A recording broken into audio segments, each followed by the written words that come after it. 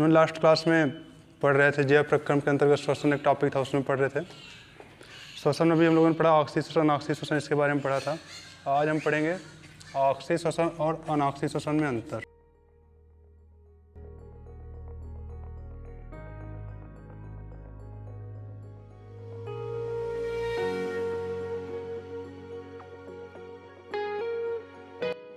पिछले बार बोर्ड में पूछा भी गया था इसी साल कि वायवीय श्वसन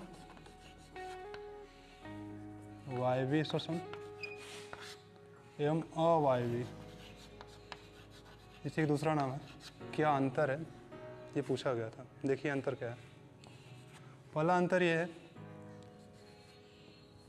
ऑक्सीश्वसन ऑक्सीजन की उपस्थिति में होता है, ऑक्सीजन की उपस्थिति में होता है।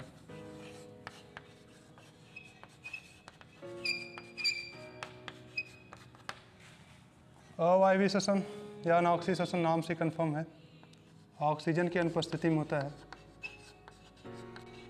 ऑक्सीजन की अनुपस्थिति होता है। इसमें ग्लूकोज का पूर्ण रूप से ऑक्सीकरण होता है। इसमें खाद्य पदार्थ या ग्लूकोज की बात हो रही है, मेनली ग्लूकोज ही अल्टीमेट बनता है खाद्य पदार्थ से। इसमें ग्लूकोज का पूर्ण रूप से ऑक्सीकरण होता है, पूर्ण रूप से ऑक्सीकरण होता है, ऑक्सीकरण होता है। इसमें आंशिक रूप से ऑक्सीकरण होता है ग्लूकोज का, आंशिक रूप से ऑक्सीकरण होता है।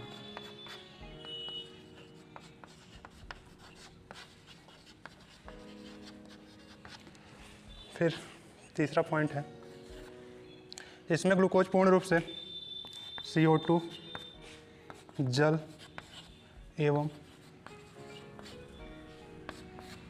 एनर्जी के रूप में टूटता है।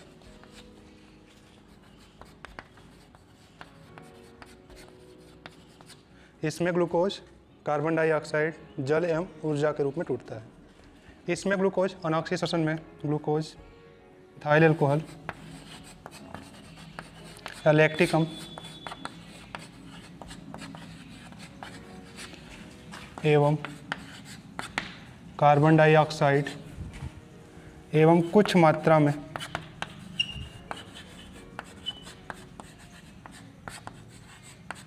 ऊर्जा मुक्त होता है, ऊर्जा मुक्त होता है।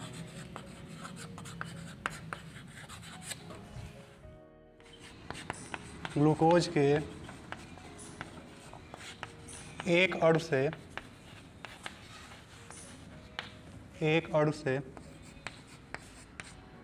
38 ATP प्राप्त होता है। अनऑक्सीश्वसन में इसमें ग्लूकोज के एक अणु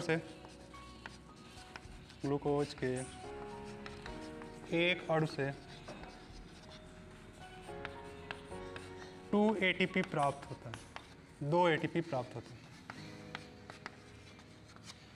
फिर अगला अंतर है, ये क्रियाएं कहाँ होती हैं।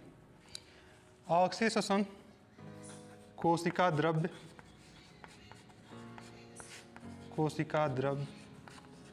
एवं माइटोकॉन्ड्रिया में होता है, माइटोकॉन्ड्रिया में होता है।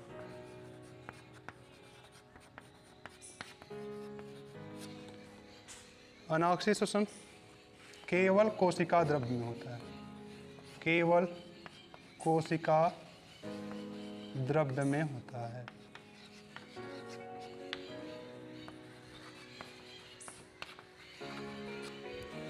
इसके एग्जाम्पल्स ऑक्सीश्वसन के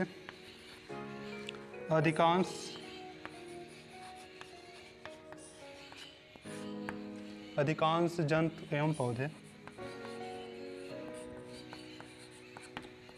पौधे। अनऑक्सीश्वसन का एग्जाम्पल है ईस्ट है, बैक्टीरिया है, कभी कभी हैवी एक्सरसाइज करने पे भी ऑक्सीजन होता है, मानव में भी। ज़्यादा व्यायाम करिए, तो ज़्यादा तेज़ी से आप दौड़ते हैं तब उस समय अनऑक्सीजन होता है।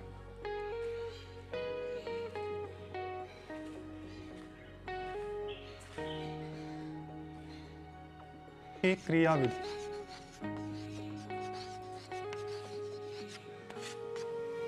मतलब श्वसन कितने क्रियाविधि में, कितने स्टेप्स में कंप्लीट होता है।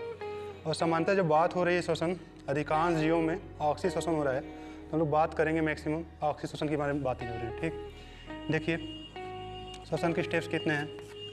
पहला है ग्लाइकोलिसिस, लास्ट क्लास में इसके बारे में थोड़ा सा पढ़े भी थे, ग्लाइकोलिसिस। अगला है क्रेब्स चक्र, क्रेब्स चक्र। कहीं कहीं थर्ड दिखा दिया जाता है, ETS electron transport system. Mainly जो है ग्लाइकोलिसिस और क्रेब्स चक्र होता है। ग्लाइकोलिसिस का दूसरा नाम है EMP पाथवे, EMP पाथवे।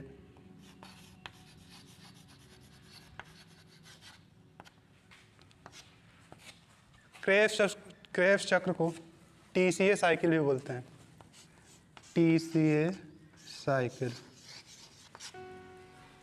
या इसे सिट्रिक एसिड साइकिल भी बोलते हैं। बताया जाएगा क्यों ऐसा बोला जा रहा है। सिट्रिक एसिड साइकिल भी बोलते हैं इसे।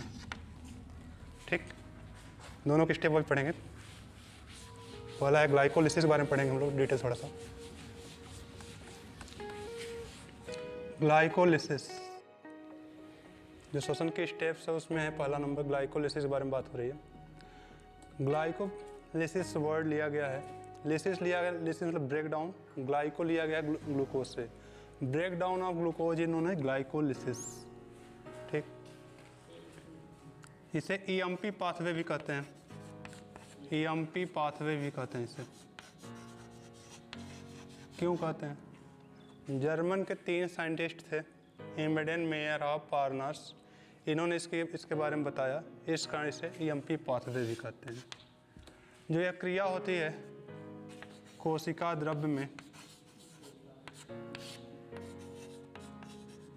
कोशिका द्रव्य में होती है, या साइटोप्लाज्म जिसे बोलते हैं इंग्लिश में।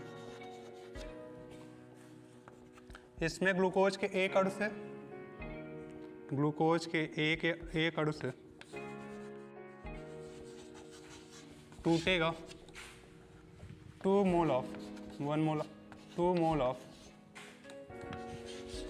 पायरुविक एसिड,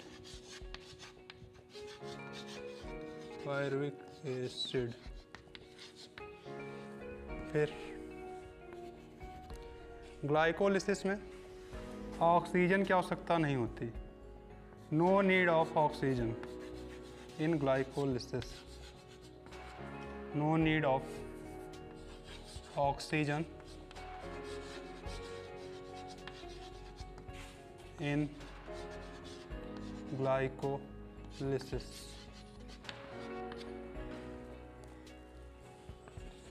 यही ऐसा पाथवे है, ग्लाइकोलिसिस ही ऐसा है जो कि ऑक्सी और ऑक्सीश्वसन एवं अनऑक्सीश्वसन दोनों में कॉमन है। ऑक्सी एवं अनऑक्सीश्वसन दोनों में होता है।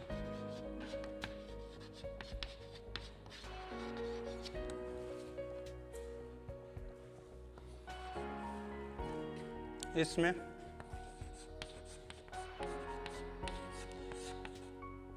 टू ATP खर्च होता है, 2 ATP स्टार्टिंग में खर्च होता है, और उसके बाद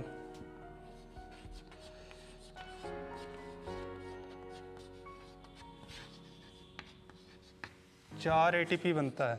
स्टार्टिंग में 2 ATP खर्च होता है, ये याद रखना है, 2 ATP खर्च होता है, उसके बाद 4 ATP बनता है।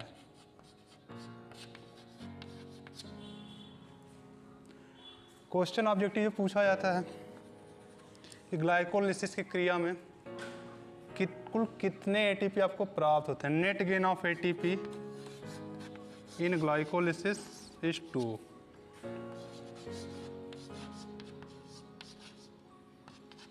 एटीपी।